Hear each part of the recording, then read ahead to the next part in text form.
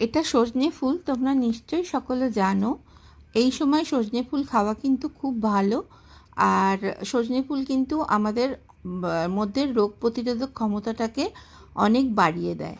সজনের ডাঁটা, যে নতুন ডাঁটা হয়, সেটাও যেমন খাওয়া ভালো, সজনে ফুলও কিন্তু এই সময় বসন্তকালে ফাল্গুন মাসে খাওয়া খুব দরকার। দেখো, আমিও আজকে বাজার থেকে নিয়ে এসে এটাকে বাছছি। অনেকটা ফুল তো, বাছতে অনেকটা সময় লাগবে, তো এটাকে আগে ভালো করে বেছে নিতে হয়। তো আজকে আমি এইটা দিয়ে বানাবো বড়া, সজনে ফুলের বড়া। গরম ভাতের সাথে খেতে খুব ভালো লাগে। কিছুই না, ফুলটা তুমি নিয়ে এরমভাবে যে ডাঁটাগুলো থাকবে, মানে ফুলের ডাঁটিগুলো, সেগুলোকে বাদ দিয়ে দিতে হবে। আর একটু দেখে নিতে হবে পোকা টোকা যেন না থাকে।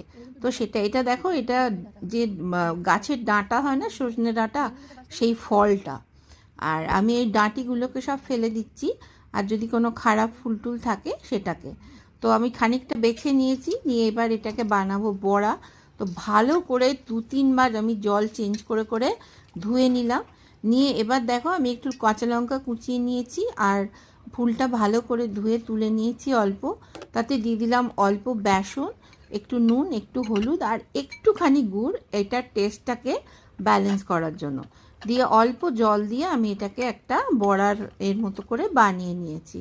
এবারে কড়াইয়ে অল্প তেল দিয়েছি, আর এটা ছোট ছোট করে ভেজে নেব। এটা খেতে ভীষণ ভালো হয়, গরম ভাতের সাথে করে খেয়ে দেখো। তাই রেসিপিটা তোমাদের সাথে শেয়ার করলাম। খুব বেশি দিন পাওয়া যাবে না, এই হয়তো 1 সপ্তাহ 10 দিন আর পাওয়া যাবে, তারপরে আর সজনে ফুল পাওয়া যাবে না। বছরে একবারই পাওয়া যায়, সেই জন্য এগুলো সিজনাল, তো এগুলো খাওয়া খুব দরকার। তো রেসিপিটা কেমন লাগলো জানিও, আর সকলে ভালো থেকো। আমার দেখো ভাজাও হয়ে গেছে, একদম সুন্দর গোল্ডেন ব্রাউন করে ভেজে নিয়েছি অল্প তেলে। দেখো, দুটো পিঠই সুন্দর করে ভেজে আমি গরম গরম তুলে নেব, নিয়ে গরম ভাতের সাথে পরিবেশন করব। আজকে নিরামিষ, তো সজনে ফুলের বড়া আর পালং শাকের ঘন্ট, খুব দারুণ, একদম জমে যাবে আজকের লাঞ্চ।